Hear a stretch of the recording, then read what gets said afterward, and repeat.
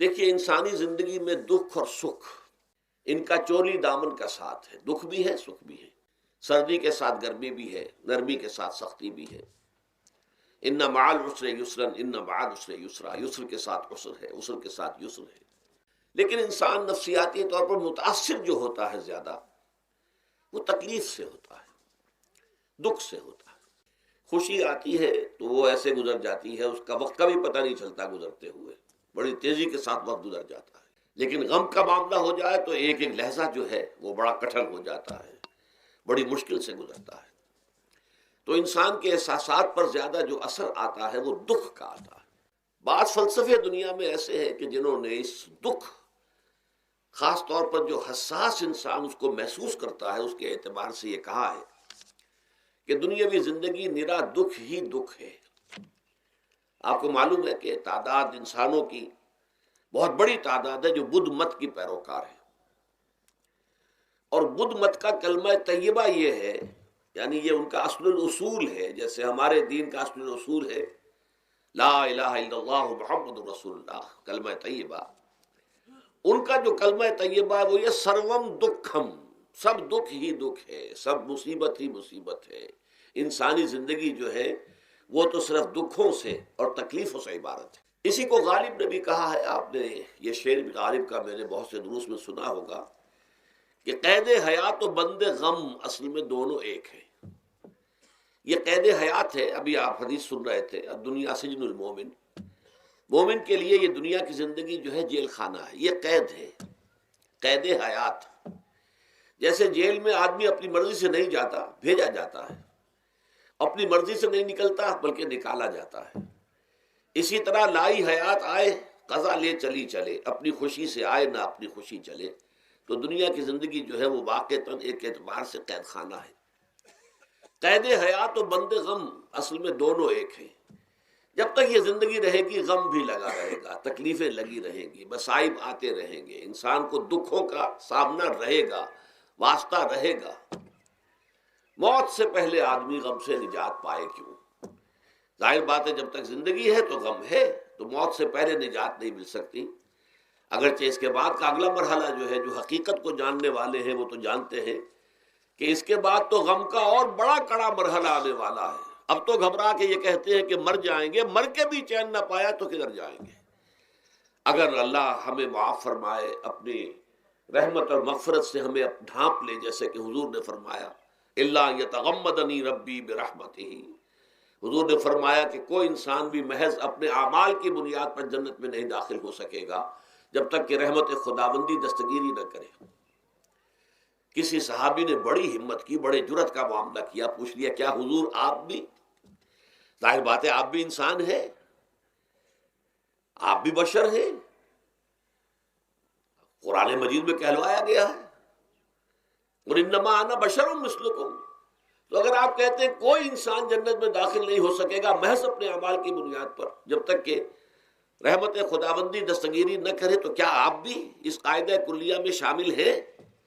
آپ نے فرمایا ہاں میں بھی، الا یتغمدنی ربی برحمتہ، جب تک کہ میرا رب مجھے اپنی رحمت سے ڈھانپ نہیں لے گا میں بھی جنت میں داخل نہیں ہو سکوں گا۔ تو اس اعتبار سے اللہ تعالیٰ وہاں ہمیں بچا لے، لیکن جو وہاں نہیں بچایا گیا، اب ظاہر بات ہے کہ اس کے لیے جو مصیبت ہے وہ تو پھر دائمی ہے، ابدی ہے، دکھ ہی دکھ ہے۔ تو پہلی شکل جو ہے دکھ کی، جیسا کہ میں نے عرض کیا، وہ ناگہانی دکھ، کوئی آفت ارضی، کوئی آفت سماوی، خواہ وہ انفرادی ہو خواہ اجتماعی۔ اس کے ضمن میں کیا علاج ہے؟ ظاہر بات ہے کہ اس کا علاج یہ تو نہیں ہو سکتا کہ آپ اس کو ختم کر سکیں۔ انگریزی کا ایک محاورہ ہے what cannot be cured must be endured۔ جو چیز جو ہے جس کا علاج نہیں ہو سکتا وہ تو برداشت کرنی پڑے گی۔ بعض بیماریاں بھی ایسی ہیں، ڈائبٹیز ہو گئی ہے، شوگر کا مرض ہو گیا، ڈاکٹر آپ کو بتائے گا کہ بھائی اب یہ مرض جائے گا نہیں، اب آپ کو اس مرض کے ساتھ ہی اپنے آپ کو ایڈجسٹ کر کے اپنی غذا وغیرہ اس کے مطابق طے کر لیجئے، ورنہ یہ کہ یہ نہ سمجھیے کہ یہ مرض چلا جائے گا۔ تو what cannot be cured must be endured۔ لہذا ان آفت سماوی و عرضی چاہے وہ انفرادی سطح پر متاثر کرتی ہوں انسانوں کو اور چاہے اجتماعی سطح پر، اس کا تو علاج ایک ہی ہے۔ عربی میں بھی ایک محاورہ یہ ہے کہ کسی نے پوچھا تھا کہ بچھو کے کاٹے کا کیا علاج ہے؟ البکاء الی الصباح، رات کو اگر کاٹا ہے کسی بچھو نے تو روتے رہو صبح تک، یہ علاج ہے، اس کا اور کوئی علاج ہے ہی نہیں۔ تو جو چیز لا علاج ہے اسے برداشت کرنا۔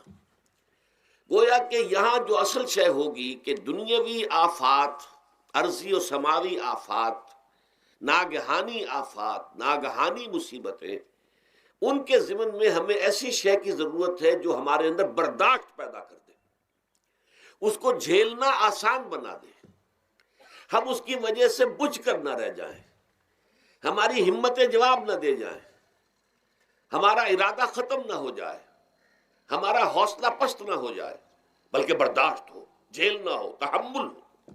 ایمان ہمیں یہ بتاتا ہے کہ کوئی مصیبت اس زمین میں آتی ہے نہ تمہاری جانوں پر آتی ہے بغیر اذن رب۔ جو کچھ آ رہا ہے اللہ تعالیٰ کے فیصلے سے آیا ہے، یہ کوئی اندھا بہرا مادہ نہیں ہے، یہ کوئی اندھا بھینسا نہیں ہے کہ اس نے آ کے آپ کو ٹکر مار دی ہے، نہیں نہیں نہیں، یہ تو سمیع و بصیر، علیم و خبیر اللہ اور حکیم اور قدیر اللہ کا فیصلہ ہے۔ لہذا یہ من جانب اللہ ہے، اس کو تم سمجھو کہ یہ اللہ تعالیٰ کی طرف سے ہے۔ اور جب اللہ کی طرف سے ہے تو سورہ آل عمران میں فرمایا بیدہ الخیر، اس کے ہاتھ میں تو خیر ہی خیر ہے۔ یعنی بظاہر تمہیں محسوس ہوتا بھی ہو کہ یہ میرے لیے تکلیف دہ بات آ گئی ہے تو اس کو یوں سمجھو کہ اس کا نتیجہ جو میرے حق میں نکلے گا وہ خیر ہوگا۔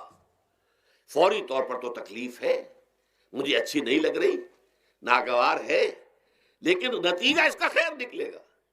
جیسے بچہ بیمار ہے، ماں اسے دوا پینے پر مجبور کر رہی، کڑوی دوا ہے، وہ تو سمجھتا ہے مجھ پر بڑا ظلم ہو رہا ہے، یا آپ لے گئے اسے ڈاکٹر کے ہاں ٹیکا لگوایا ہے، وہ تو چیخ رہا ہے، رو رہا ہے، لیکن آپ کو معلوم ہے، کاش اسے بھی معلوم ہو جائے کہ یہ میرے خیر کے لیے، میرے بھلے کے لیے، اگر اسے یہ معلوم اور محسوس ہو جائے تو اس کی تکلیف اس کے اندر بہت کمی آ جائے گی، وہ سہار لے گا، اس کو وہ برداشت کرے گا۔ اس حوالے سے اس کا جو ہمارے دین میں اس کا نام ہے، اس ذہنی کیفیت کا، ان احساسات کا، اسے ہم کہتے ہیں تسلیم و رضا۔ جو کچھ آ رہا ہے اللہ کی طرف سے آ رہا ہے، لہذا سر تسلیم خم ہے، اے اللہ ہم قبول کرتے ہیں، رضا، ہر حال میں تیری رضا پر راضی ہیں، جو تیرا فیصلہ ہے ہمیں بصر و چشم قبول ہے، تسلیم و رضا۔ ہم بھی تسلیم کی خو ڈالیں گے، بے نیازی تیری عادت ہی صحیح۔ اللہ تو بے نیاز ہے، لیکن اے اللہ تو ہمارے لیے جو بھی تکلیف کا تو نے فیصلہ کیا، ہم تسلیم کی خو ڈالیں گے، عادت پیدا کر لیں گے اپنے اندر کہ ہر ساقی ماریخ عین الطاف است، کہ میرا ساقی میرے پیالے میں جو کچھ ڈال دے اس کا لطف و کرم ہے۔ یہ مقام رضا ہے، یہ ایمان کا ایک ایسا تقاضا ہے کہ جس کو ہم کہیں گے ایمان کی حلاوت، ایمان کی مٹھاس۔ اگر آپ کا منہ کڑوا ہو جائے تو آپ چینی کھاتے ہیں تاکہ منہ کا ذائقہ ٹھیک ہو جائے۔ اگر تکالیف کی وجہ سے، دکھ کی وجہ سے آپ کے احساسات کے اندر کوئی خرابی پیدا ہو رہی ہے، یہ جو مقام رضا ہے یہ اس کے لیے قند ہے، یہ اس کے لیے چینی ہے، یہ اس کے لیے شہد ہے، یہ اس کی تلخی کو ضائع کر دینے والی شے ہے کہ اللہ تیری رضا پر راضی، راضی برضائے رب۔ اب اس کے ضمن میں سمجھئے، یہ تو اصولی بات میں نے آپ کو بتا دی، اس کی تین کیفیات ہو سکتی ہے کیوں اللہ کی طرف سے یہ چیزیں آتی ہیں۔ سب سے پہلی شے ہے، اب وہ جو آیات میں نے سنائی تھی وہ سن لیجئے پہلے ترجمہ۔ سورہ تغابن میں فرمایا ما صاب من مصیبت الا باذن اللہ، دیکھو کوئی مصیبت تم پر نہیں آ سکتی، نہیں آتی مگر اللہ کے اذن سے۔ ومن یؤمن باللہ، اور جو شخص اللہ پر ایمان رکھتا ہو، یہد قلبہ، اللہ اس کے دل کو ہدایت دے دیتا ہے، اس کے دل کو سکون عطا کر دیتا ہے، وہ راضی برضائے رب ہو جاتا ہے، اس میں شکوہ نہیں رہتا، اس میں شکایت نہیں ہوتی، اس میں تلخی نہیں ہوتی، کیوں ہو گیا، کیسے ہو گیا، کیوں ہو گیا، نہیں ہونا چاہیے، نہیں نہیں نہیں۔ یہ سارا جو پیچ آدمی کھاتا رہتا ہے نا اندر ہی اندر، وہ جو پیچ کھا رہا ہے، یہ سب پیچ سے نجات مل گئی۔ برو کشید سے پیچا کہ ہست و بود مرا، چے اقدہا کے مقام رضا کشود مرا، یہ پیچ کھانا جو ہے، پیچا کے ہست و بود، اس سے اللہ تعالیٰ نے مجھے نجات دے دی ہے مقام رضا کے ذریعے سے۔ کتنے بڑے بڑے عقدے میرے حل ہو گئے اس مقام رضا سے، چے عقدہا کہ مقام رضا کشود میرا، میرے تو بہت سے عقدے اس سے حل ہو گئے۔